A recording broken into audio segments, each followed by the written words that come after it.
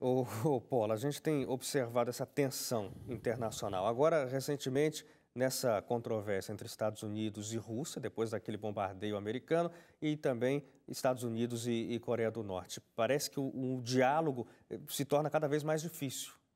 É uma situação que ela tem um grau de preocupação até significativo, porque nós temos pessoas, tanto no ponto de vista da Coreia como dos Estados Unidos, pessoas no comando desses países que são pessoas que a gente não tem uma confiança muito grande, né? Ou seja, alguma decisão muito precipitada pode ser tomada, o que colocaria uma situação de conflito aí num limite muito intenso, né? Mas existe uma movimentação mundial no tabuleiro da geopolítica, né? A vitória do Trump nos Estados Unidos, o avanço de partidos de extrema-direita na Europa, né?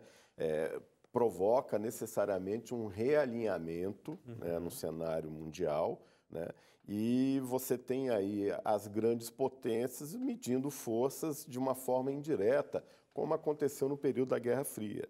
Então, você tem pontos de conflito entre Estados Unidos e Rússia, pontos de conflito entre Estados Unidos e China e pontos de conflito entre Estados Unidos e Coreia, sendo esse último o que está num tom mais elevado hoje, que causa uma certa preocupação.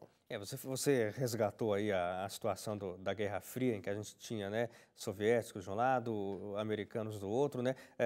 As coisas mudaram ao longo dos anos, o fim da Guerra Fria, mas as tensões que criaram a Guerra Fria continuaram. Essa busca por território se mantém hoje ainda. Sim, porque são os interesses econômicos que garantem a hegemonia dos Estados Unidos, que volta e meia são ameaçados por outras potências. Então, os Estados Unidos, ele demarca lá as suas áreas de influência de forma muito clara.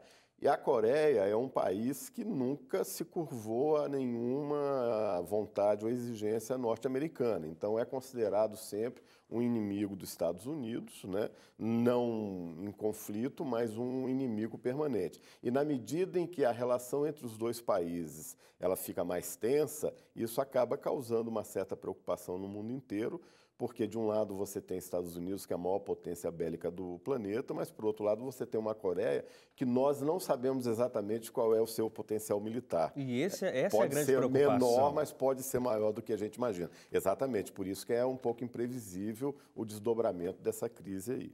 E a gente tem as informações, porque é um país completamente fechado, Fechado, né? muito fechado. Mas o que se sabe é que a China é um aliado permanente da Coreia do Norte. Por isso, os Estados Unidos até buscou a intermediação da China para tentar fazer com que Pyongyang desista de qualquer tentativa contra os americanos. Mas a China também não quer se meter tanto assim. Sim, até porque a China também tem seus interesses e tem Claro. seus conflitos lá de mercado com os Estados Unidos. E o mesmo vale para a Rússia. A Rússia ela também tem interesse nesse processo.